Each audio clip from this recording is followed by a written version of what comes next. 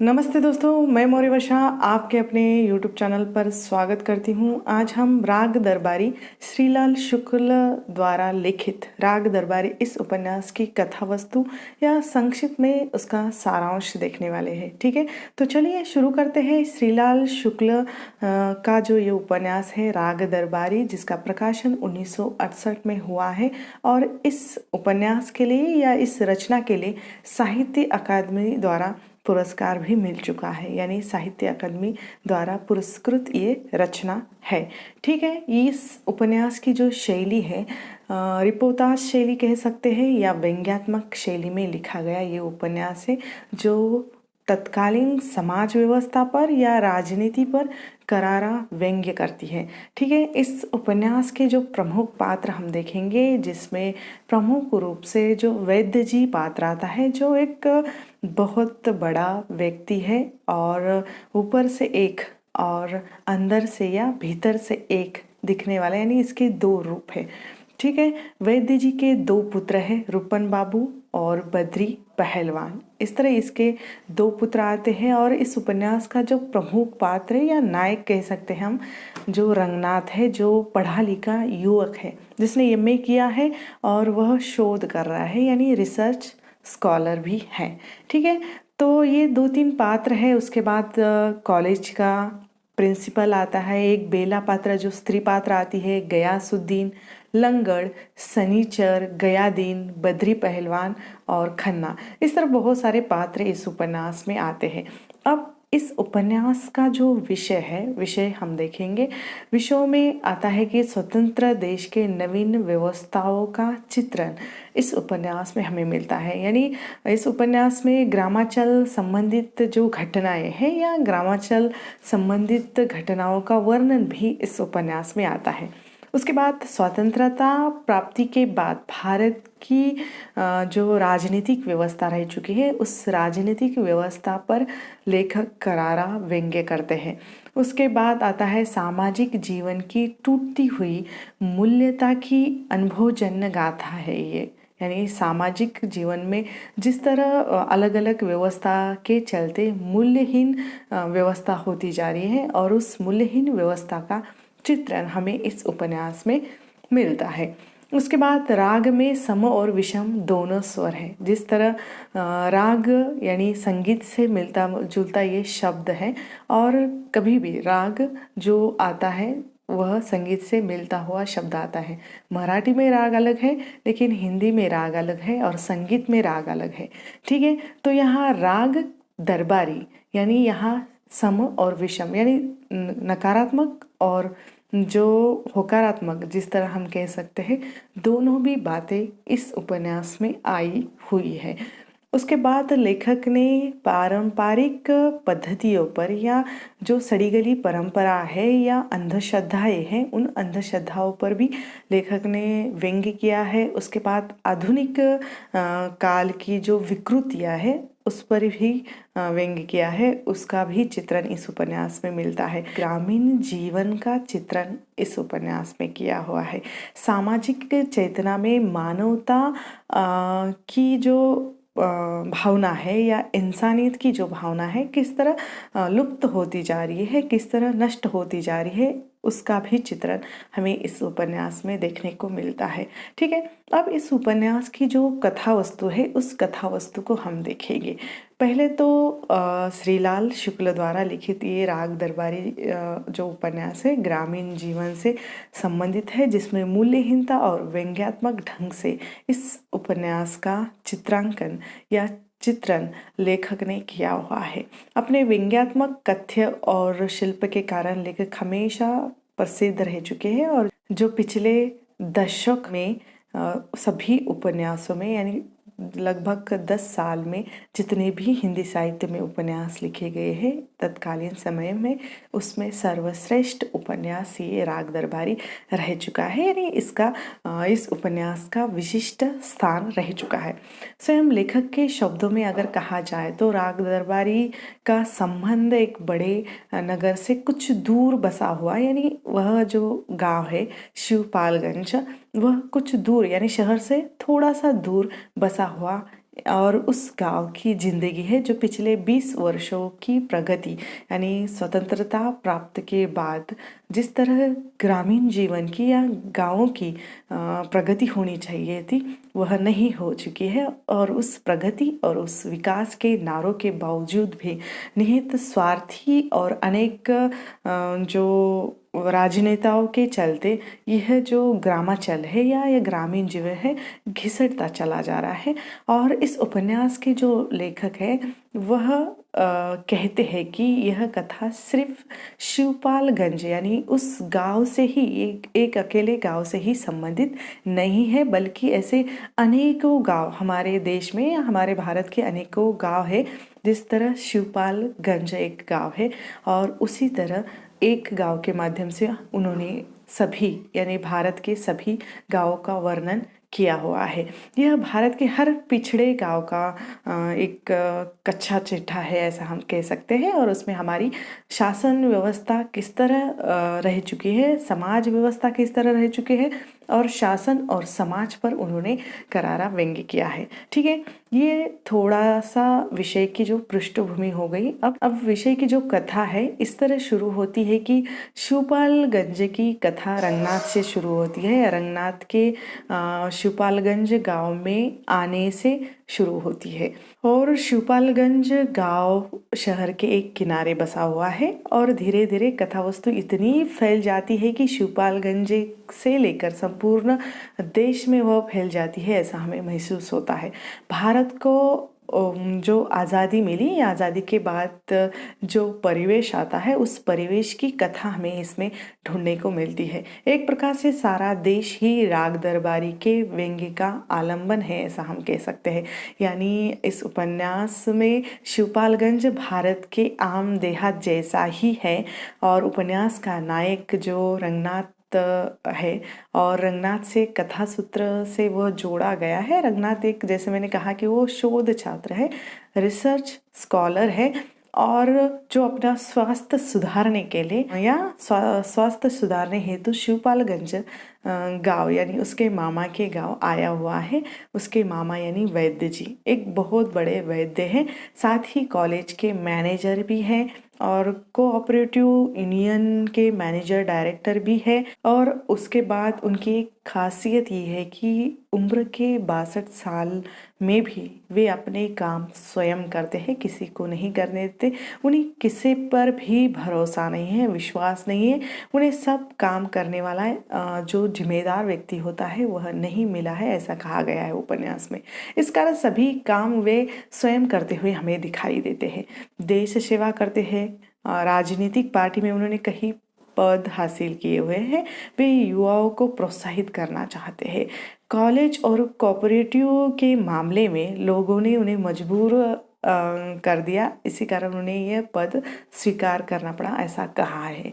लेकिन असल बात राजनेताओं की किस तरह होती है यह हम यहाँ देख सकते हैं। यानी लेखक कहना चाहते हैं कि राजनेता तो दिखाना चाहते हैं कि हमें लोगों ने चुनकर दिया है, लेकिन वे स्वयं जो होते हैं सत्ता हासिल करने के लिए लालायित रहते हैं और वह इस मामले में मजबूर कर दिया ऐसा कहते हैं, लेकिन ऐसा असल में होता नहीं है।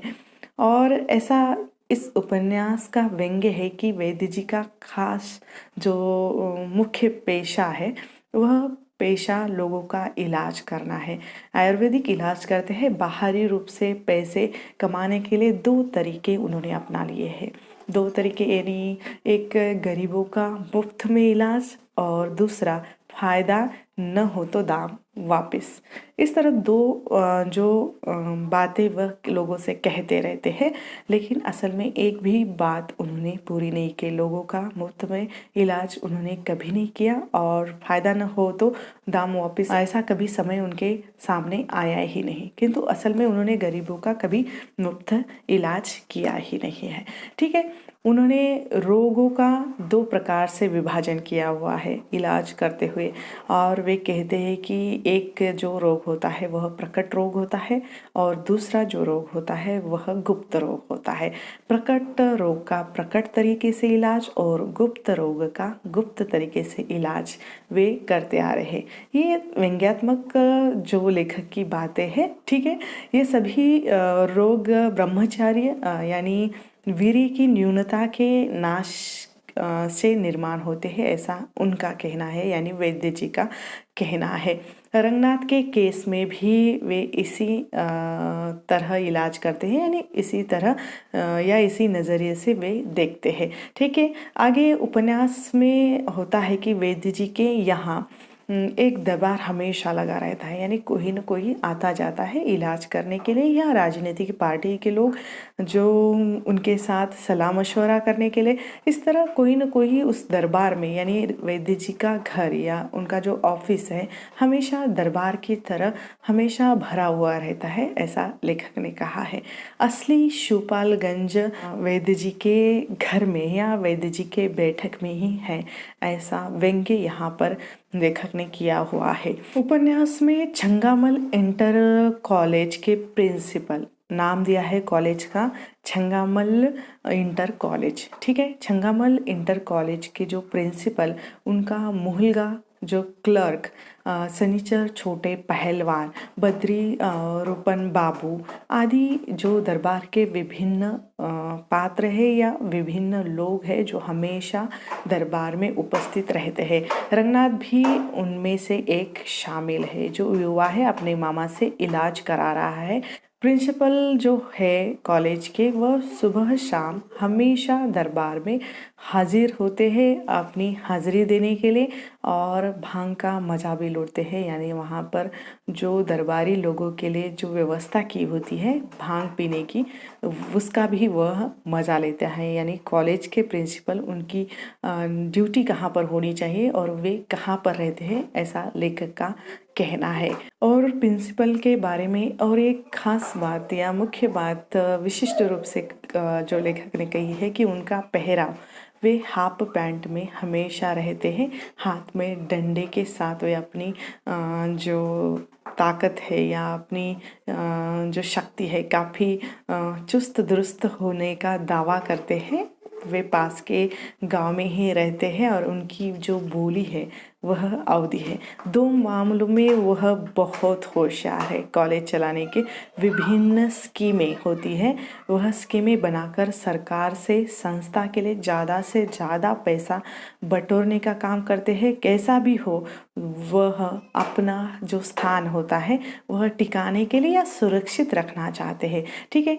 पढ़ाने और पढ़ने पढ़ाने में उन्हें कोई भी रुचि नहीं है, कोई भी मतलब नहीं है। कॉलेज में अपना जो स्थान है या अपनी स्थान की सुरक्षा हमेशा वो रखते हैं, और मास्टर खन्ना और मालवी का वे बराबर विरोध करते हैं। वो उसी कॉलेज में पढ़ाने वाले ये लोग हैं, ठीक है। ज़बरदस्ती इन लोगों का त्यागपत्र वैद्य जी से लिया जाता है। वैद्य जी धाक धमकी देकर उनसे ये त्यागपत्र लेते हैं, और खन्ना तथा मालवीय जी भी इन कारणों से पढ़ाने में ज़्यादा अपना इंटरेस्ट या रुचि नहीं दिखाते। इससे ज़्यादा वह स्थानीय राजनीति में दखल देते हैं, यानी शिक्षकों का जो मूल रूप से जो कार्य होता है वह कार्य भी ये करते नहीं हैं, और स्थानीय जो राजनीति है उसमें वे दखल देने लगते हैं। छंगामल इंटर कॉलेज और शिवपालगंज की छोटी छोटियाँ जो घटनाएं हैं और स्थानीय राजनीति की जो घटना है, इसका जो चित्रण लेखक ने अत्यंत बारीकी से किया हुआ है। इससे उपन्यास का व्यंग्यात्मक चित्रण अधिक निखर कर आता है। और सनीचर जो पात्र है इस उपन्यास का, जो हमेशा अंडरवियर पहने रहता है, वैद्य जी के इशारों पर वह ग्राम सभा का सरपंच चुना जाता है। देखिए, देश की स्थानीय राजनीति किस तरह है, किस तरह लोगों को चुना जाता है और किस तरह लोगों का फायदा उठाया जाता है, यह इस उपन्यास में देखा जा सकता है। और यहाँ पर लेखक ने चुनाव के जो हथकंडे होते हैं इसका भी व्यंग्यात्मक चित्रण किया हुआ है, जिसके बाद शनिचर जैसे आदमी को सरपंच रूप में चुना जाना और उस पर भी जो लेखक ने व्यंग्य किया है। और वैद्य जी कॉलेज के मैनेजमेंट का चुनाव कराते हैं और जीत जाते हैं। दूसरी ओर क्या होता है कि जोगनाथ जैसे लफंगे को पकड़ने वाले पुलिस अधिकारी का तबादला करवा दिया जाता है, यानी जो अच्छा कार्य कर रहा है, गुंडे लोग को पकड़ रहा है, उस ईमानदार पुलिस अधिकारी की बदली की जाती है, उसका तबादला किया जाता है। ऐसी अनेक घटनाओं का वर्णन गांव में हम बढ़ते अनाचार का वर्णन यहाँ लेखक के इस उपन्यास में देख सकते हैं। उसके बाद लेखक के जो गांव के छोटे छोटे प्रसंगों को उन्होंने लिखा है, गाड़ी चलाने वाले ड्राइवर से लेकर गाड़ी पकड़ने वाले पुलिस तक। रंगनाथ जैसे पढ़ा लिखा वर्ग भी आज भी पढ़ा लिखा वर्ग भी अपनी जान छुड़ाने के लिए 2 रुपए की रिश्वत देकर वहाँ से उस घटना से रफा दफा हो जाता है।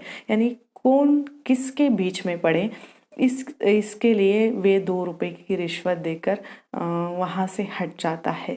तबीयत सुधारने के लिए भांग पीने वाले अंधश्रद्धा भी करते हैं आदि सभी लोग सोचते विचारते बहुत है, लेकिन जब असल में स्वयं पर जो बात आती है उसके लिए करने के लिए कोई भी तैयार नहीं है। यह जो बातें हैं आदर्शवादी बातें धरा के धरा रह जाती है। लेखक कहते हैं कि वैद्य जी जैसे लोगों की इस समाज में बिल्कुल कमी नहीं है, जो अंग्रेजों के ज़माने में गुलाम थे लेकिन अब स्वतंत्र भारत में मुखोटे बना कर या मुखोटे बदल बदल कर लोगों का शोषण कर रहे हैं।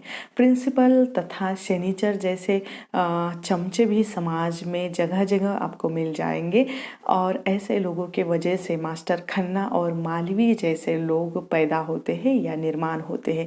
जोगनाथ, बद्री, छोटू और दूरबीन सिंह जैसे गुंडे डकैत भी समाज में जगह जगह आपको मिलेंगे और क्योंकि इनके सहारे ही तो वैद्य जी जैसे लोग सत्ता पर टिकते हैं, फूलते फलते हैं। गले में रुमाल बांधकर जो छेला बनकर घूमने वाले छात्र, रूपन जैसे छात्र भी आपको समाज में मिलेंगे। छात्र ऐसे तब निर्माण होते हैं जब मास्टर मोतीलाल जैसा आटा चक्की चलाने वाला व्यक्ति जो पढ़ाने के लिए आता है शिक्षक बन जाता है, जो पढ़ाने में अपना ध्यान कम और अपने आटा चक्की की तरफ ध्यान ज़्यादा लगाता है। पढ़ाते वक्त भी उसका ध्यान आटा चक्की में है और कभी कभी जो चालू क्लास में वह क्लास छोड़कर आटा चक्की की तरफ चला जाता है, क्योंकि वैद्य जी का वह खास आदमी है, उसे कोई भी रोक नहीं सकता या कोई भी टोक नहीं सकता। ठीक है। उपाध्यक्ष गया दीन नाम का जो व्यक्ति है वह चुपचाप ये सब देखता है, लेकिन कुछ भी बोल नहीं पाता, यानी आंखें मूंद कर वह चुपचाप यह देखता रहता है। ऐसी बातों का विरोध कभी कभी मास्टर खन्ना जैसे लोग करते हैं, जो इतिहास के शिक्षक है और एक ईमानदार व्यक्ति है, जो कि प्रिंसिपल साहब के काले कारनामों का पर्दाफाश करना चाहते हैं। मिस्टर खन्ना छंगामल इंटर कॉलेज के वाइस प्रिंसिपल बनना चाहते हैं और बेला गयासुद्दीन की कुंवारी कन्या है, जो संपत्ति यौनाचार की संबंध प्रतिमा है, अथवा हम कह सकते कि काम स्वतंत्रता का एक प्रतीक है। वह सिनेमा की शैली में पत्र लेखन करती रहती है अपने प्रियकर को, और वह कुंवारी होकर भी वैवाहिक जीवन का आनंद होता है वह लेती है। यानी बेला पहले रूपन बाबू फिर बद्री पहलवान के साथ प्रेम चलाती है और बाद में दोनों को भी छोड़ देती है, क्योंकि जाति होती है या जात होती है वह आड़े आती है और वैद्य जी को ये सब पता है। यानी जो लड़के हैं उनको उनके पिता को भी पता है और जो लड़की है बेला उसके पिता को भी गयासुद्दीन को भी ये पता है, लेकिन कोई कुछ भी कह नहीं पाता, बोल नहीं पाता। भारतीय समाज में प्रेम और विवाह ये जो बातें होती हैं, प्रेम या शादी, ये 2 अलग अलग चीज़ें बताई गई हैं। इसीलिए बेला का जो चरित्र है या स्त्री पात्र है वह अलग तरह से लेखक ने यहाँ चित्रित किया हुआ है। जो प्रेम तो करती है, लेकिन जब शादी की बात आती है तो वहाँ जाति आड़ी आती है। ठीक है, आगे कथानक में छंगामल इंटर कॉलेज के प्रिंसिपल के आगे खन्ना मास्टर हारते हैं, यानी जो चुनाव होता है उन दोनों के बीच वहाँ वह हार जाते हैं, जिस कारण उन्हें कॉलेज से इस्तीफा देना पड़ता है।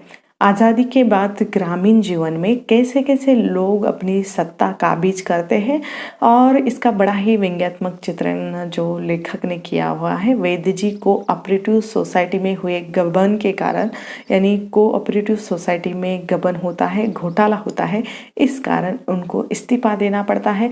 फिर भी वे गबन के मामले को रफा दफा कर देते हैं सत्ता रहते हुए, और वे अपने बेटे को जो बद्री पहलवान है उसको वे उस सत्ता में या उस चुनाव में सोसाइटी का मैनेजर बनाते हैं।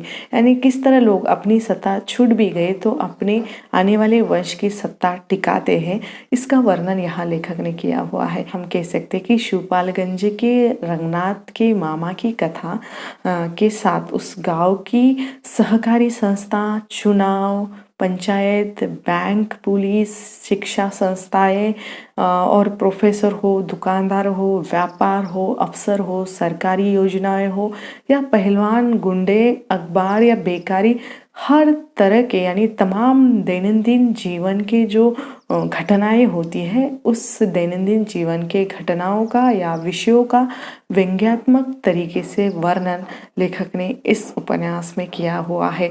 वैद्य जी विशुद्ध अवसरवादी नेताओं के प्रतिनिधित्व के रूप में यहाँ उपस्थित है। कॉलेज, पंचायत या कोऑपरेटिव सोसाइटी के माध्यम से वह त्रिकोणात्मक जो क्रांति कर रहे हैं, उसमें दुर्वासा का क्रोध, हिटलर की जो तानाशाही, नेहरू की झुंझलाहट आदि बातें हमें दिखाई देती। यानी जो रूपन बाबू वैद्य जी का जो छोटा बेटा, जो एक आवारा और अनुशासनहीन विद्यार्थी वर्ग का प्रतिनिधित्व करता है, श्रीमान प्रिंसिपल महोदय का राग अलग ही यहाँ ध्वनित होता है, क्योंकि उन्हें वैद्य जी का जो वरद हस्त प्राप्त है और उनका साथ है। इसमें धार्मिक, सामाजिक, राजनीतिक सभी बातों का या कला साहित्य के जो क्षेत्र में सभी प्रकार की विसंगतियों का वर्णन हमें मिलता है। इसमें प्रमुख रूप से जो चोट राजनीति व्यवस्था पर की गई है, जो जनता के जो समस्त दुखों के कारण कही जा सकती है। वैद्य जी संपूर्ण राजनीतिक विडंबना के दोषी प्रतिनिधित्व है, और वे परतंत्रता के युग में अंग्रेजों के भक्त और आज़ादी के बाद देशी अधिकारियों के एक अटल भक्त है, ऐसा कह सकते हैं। वे आज़ादी की जंग में सबसे पीछे थे। आज लूट में या लोगों को लूटने में, भ्रष्टाचार करने में सबसे आगे है। वे शिवपालगंज की एक छत्र नेता है, ऐसा हम कह सकते हैं।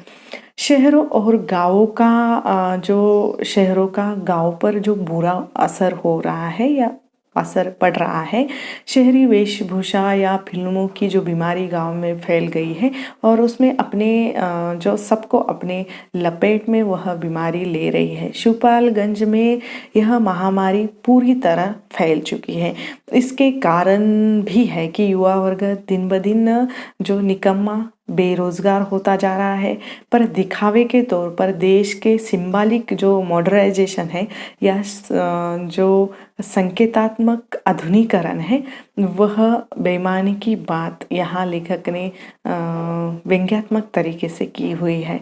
और इस तरह इसमें राष्ट्रीय विकृति को दर्शाया गया है। आज़ादी के बाद देश और हमारा जो या समाज का धीरे धीरे जो नैतिक पतन हो रहा है। आज़ादी में हमें एक अभिशाप मिला है कि लेखक कहते हैं कि चारित्रिक जो पतन होता है, वह चारित्रिक पतन अर्थात क्राइसिस ऑफ कैरेक्टर जो है वह होता जा रहा है। यानी संपूर्ण उपन्यास चारित्रिक पतन की कथा है, ऐसा हम कह सकते हैं।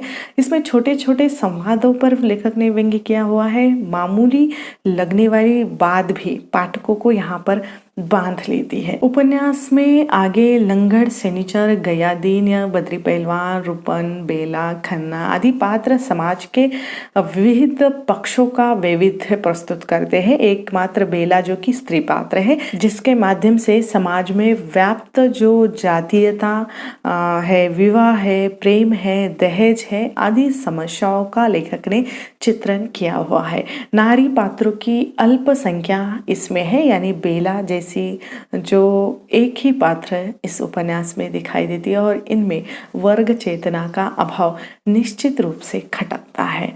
इसमें नारी समस्याओं की उपेक्षा सी हुई है। ग्रामवासी ही नहीं, संपूर्ण मानव अस्तित्व ईमानदारी के इस व्यंग्य चित्रण में आया हुआ है और वर्तमान में विघटित समाज का जो व्यंग्यपूर्ण चित्रण है करते हुए जो लेखक ने व्यवस्था अव्यवस्था पर भेजे हुए हाथों पर करारी चोट की हुई है। चुनाव जीतने के लिए इस उपन्यास में या राग दरबारी में 3 तरकीबें बताई गई है। वह 3 तरकीबें क्या है वह देखिए। पहली है रामनगर वाली, जिसमें दोनों दल एक दूसरे के विरुद्ध पारस्परिक हिंसा का आरोप लगाते हैं। और दूसरी प्राणी नेवदा गांव वाली, जिसमें राजनीति को धर्म से जोड़कर जनता को मूर्ख बनाया जाता है। और तीसरी महिपालपुर वाली, जिसमें चुनाव अधिकारी की गलियों की आड़ में चुनाव को जीतने का प्रयास किया जाता है। यानी लेखक ने कहा है कि जिस तरह लोगों को मूर्ख बनाना और पारस्परिक हिंसा उत्पन्न करना या आरोप लगाना और चुनाव अधिकारी की गलतियों की आड़ में चुनाव को जीतने का प्रयास करना, इस तरह 3 तरकीबें जो राजनीति में चलती है, ऐसा लेखक ने कहा है। यह विश्व के सबसे बड़े जो लोकतंत्र की यथार्थ तस्वीर है, ऐसा हम कह सकते हैं। और पता नहीं ये चुनाव तंत्र हमें या हमारे देश को कहाँ लेकर जाएगा और क्या ये लक्ष्य प्राप्ति के लिए जो सही मायने में जो प्रशिक्षण होना चाहिए, नागरिकों को सार्थक प्रशिक्षण की जो आवश्यकता है उसकी ज़रूरत है या उसकी ज़रूरत होनी चाहिए, यह हम कब समझेंगे। पर वर्तमान जो शिक्षा नीति है या शिक्षा पद्धति है, इसको नाकारा जाता है। शिवपालगंज का छंगामल कॉलेज इस क्रूर यथार्थ का प्रतीक है, ऐसा हम कह सकते हैं। रंगनाथ जैसा किताबी आदर्शों को लेकर चलने वाला व्यक्ति तो हर संस्था को भ्रष्ट कहने लगता है, हर संस्था उसे भ्रष्ट लगने लगती है, पर वह हर समय इसी कोशिश में रहता है कि कैसे इस व्यवस्था को सुधारा जाए। जब रंगनाथ ने देखा कि अन्याय के विरुद्ध लड़ने वाले का पल्ला कमज़ोर हो रहा है, तो उसने आवाज़ उठाने की कोशिश की और बेईमानी का जो विरोध उसने लड़ने के लिए लोगों को उकसाता है, यानी अप्रत्यक्ष रीत्या लोगों के दिमाग में वह डाल देता है कि उसको अन्याय का विरोध करना है। और इतना सब करने के बाद भी उसकी जो कोशिशें हैं, उस कोशिशों का कोई भी परिणाम नहीं निकलता है। वह हार मानकर जो शिवपालगंज गांव है वह छोड़कर जाने का फैसला करता है। वो लौटता है तब उपन्यास का अंत हो जाता है। एमए तक पढ़ा हुआ रंगनाथ पीएचडी कर रहा है, जो इस व्यवस्था को बदलने की बात करता है। रंगनाथ शिक्षा व्यवस्था की विडंबना और शहरी या नगरीय संस्कृति की नकारात्मकता और देश का एक बुद्धिजीवी और जिम्मेदार नागरिक होने के नाते यह बात लेखक को सर्वाधिक पीड़ा देती है। इस कारण इन्होंने उपन्यास में शिक्षा से संबंधित जितनी भी समस्या है उन समस्याओं को उजागर किया हुआ है। शिक्षा का थोड़ा बहुत भी प्रचार और प्रसार अवश्य हुआ था, पर गुणात्मक चेतना अथवा जो सार्थक शिक्षा के अभाव में हमारा जो देश है या हमारा जो प्रजातंत्र है अब भी लड़खड़ाता हुआ हमें दिखाई देता है। लेखक ने बेरोजगारी से जो जूझने वाला इस दुर्बलकाय रंगनाथ युवक के माध्यम से उसके जो शोध कार्य को घास खोदने के समान माना जाना, लेखक ने बहुत ही बेबाक ढंग से युवा वर्ग की शहरी मानसिकता, पश्चिमी संस्कृति या उसका अंधा अनुकरण और अस्मिता की जो लुप्त प्राय चेतना पर व्यंग्य किया हुआ है। उपन्यास के अंत में लेखक ने रंगनाथ को प्रस्तुत किया है और रंगनाथ को शिवपालगंज में अधिक समय आकर हो गया था। रात को उसे नींद नहीं आती है, उसकी तंदुरुस्ती अभी सुधर गई है। उसकी आत्मा के चारों ओर जो तारों पर पलायन संगीत गूंजने लगा है और वह सोचता है कि तुम मझोली हैसियत के मनुष्य हो और तुम्हारे चारों ओर कीचड़ पैदा होता है, भागो, यथार्थ तुम्हारा पीछा कर रहा है। तभी प्रिंसिपल आ जाते हैं। वे कहते हैं कि खन्ना की इतिहास की जगह खाली हुई है, यहाँ रहकर कॉलेज में 2 घंटा पढ़ाइए, बाकी समय रिसर्च को दीजिए, रिसर्च कीजिए। जहाँ जाओगे वहाँ भ्रष्टाचार ही भ्रष्टाचार दिखेगा और किसी खन्ना की ही तुम्हें जगह मिलेगी। बाकी तब रंगनाथ कहता है कि आपकी बातचीत से मुझे नफरत हो रही है। प्रिंसिपल ने कहा तुम्हारे विचार ऊंचे हैं, पर जो कुल मिलाकर यह साबित होता है कि तुम गधे हो और तुम्हें यथार्थ के साथ चलना है और प्रवाह के साथ बहना है, नहीं तो कहीं किनारे पर तुम ढकेल दिए जाओगे। इस बात की या इस वार्ता में गतिरोध पैदा हो गया है। उपन्यास की कथा में यहाँ अंत में वातावरण का वर्णन किया हुआ है जहाँ रंगनाथ जो अनेकों विचारों में डूबा हुआ है और सोच में पड़ गया है कि यह राजनीति, यह भ्रष्टाचार से युक्त यंत्रणा कैसे समाप्त हो सकती है, या उसी भ्रष्टाचार का, उस राजनीति का या उस वातावरण का यह एक अंग बन जाएगा क्या। इस बारे में अनेकों तर्क यहाँ उपस्थित हो सकती है। ठीक है, तो रंगनाथ के शिवपालगंज छोड़ने से इस उपन्यास का अंत हो जाता है। ठीक है, इसके बाद इस उपन्यास के या उपन्यास की जो इकाई है नेट के पाठ्यक्रम में रखी गई, उस उपन्यास के नोट्स की PDF या ई-बुक आपको वीडियो के डिस्क्रिप्शन बॉक्स में मिल जाएगी। ठीक है, तो चलिए यहाँ पर हम रुकते हैं। जल्द मिलेंगे एक नए वीडियो में एक नए विषय के साथ। तब तक के लिए धन्यवाद।